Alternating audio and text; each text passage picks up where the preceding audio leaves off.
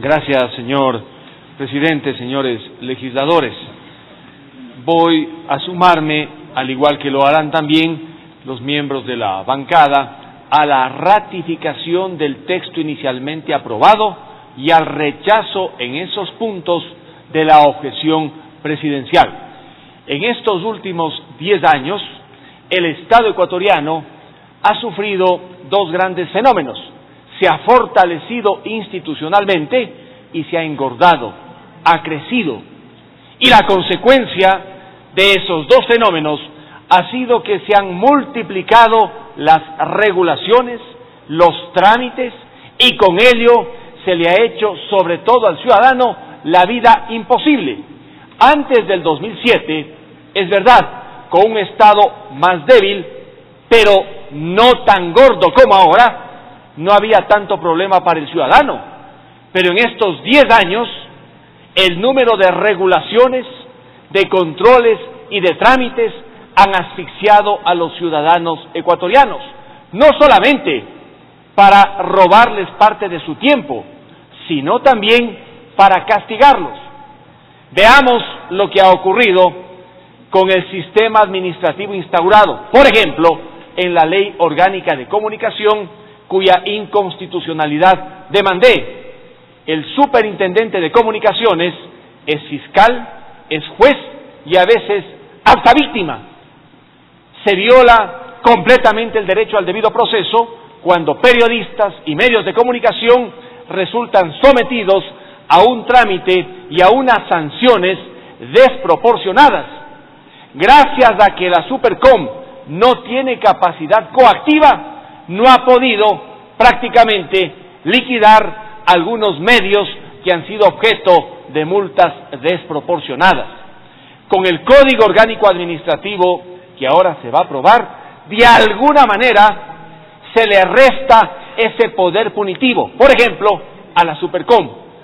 Y lo mismo va a suceder con otro tipo de entidades públicas que en estos 10 años han adquirido tal poder que no solamente le asfixian al ciudadano, sino que pueden llevarlo en ciertas circunstancias a quebrar.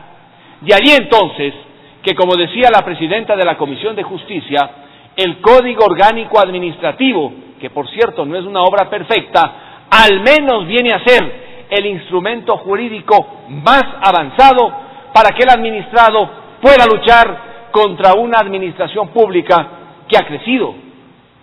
Algunos especialistas en derecho administrativo, cuando debatimos de este código, en primer debate y en segundo, hicieron observaciones y decían, ¿para qué van a aprobar el código? Sin ser una obra perfecta, al final el código sí le da al administrado instrumentos para que se defienda mejor de los administradores públicos.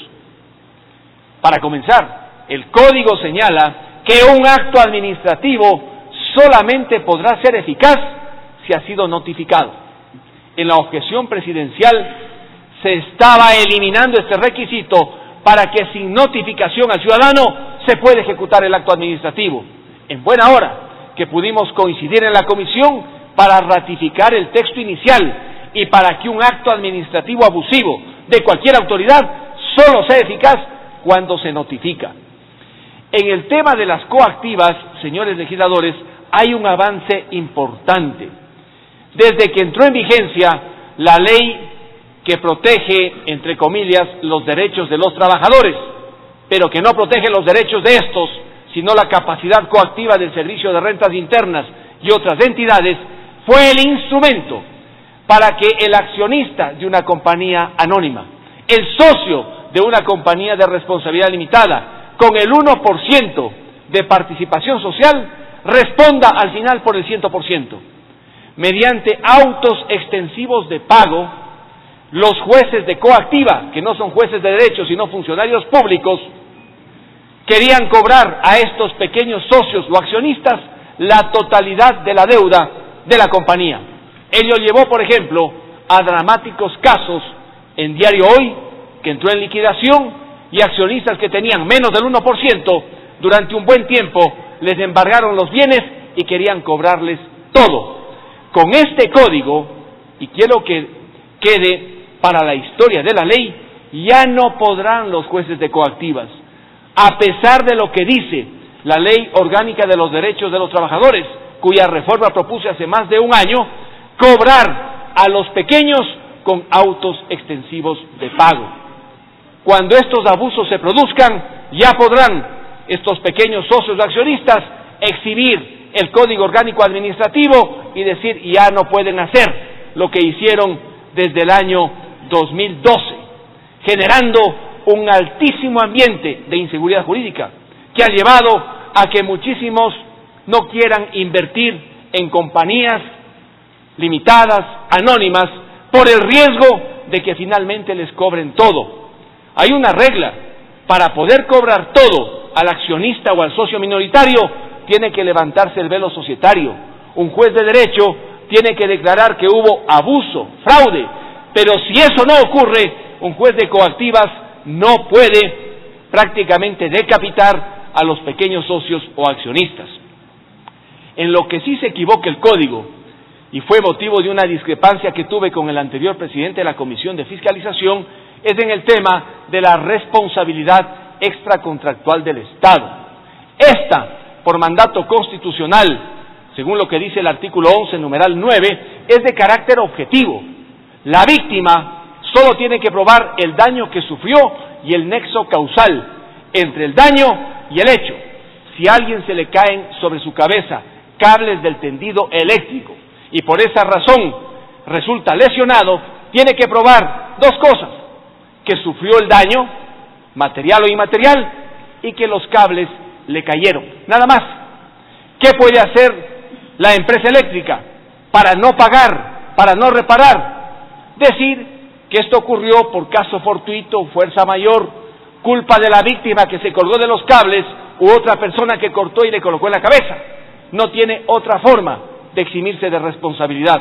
Lamentablemente, en la versión original se incorporaron elementos subjetivos para que se verifique también la acción u omisión del empleado, y esa es una gravísima equivocación porque rompe años de desarrollo jurisprudencial en el país. El veto presidencial es peor que el texto aprobado, y por eso en la comisión se acordó ratificar el texto inicial, que es menos malo que el de la objeción, porque si se aceptara la objeción como tal, en este punto la situación se complicaría. Lamentablemente no hubo los votos necesarios de la comisión para que efectivamente se ratifique el texto en los términos en los que todos esperaríamos, para salvaguardar los principios esenciales de la responsabilidad contractual. Señor presidente y señores legisladores, en resumen, lo que ahora vamos a hacer es histórico, porque estamos dotándole al ciudadano de un escudo para que pueda defenderse mejor de la arremetida de una administración pública que ha crecido de manera desbordante en los últimos 10 años. Por esa razón, como dije al inicio, yo votaré para que se ratifiquen los textos que se acordó en la comisión. Muchas gracias.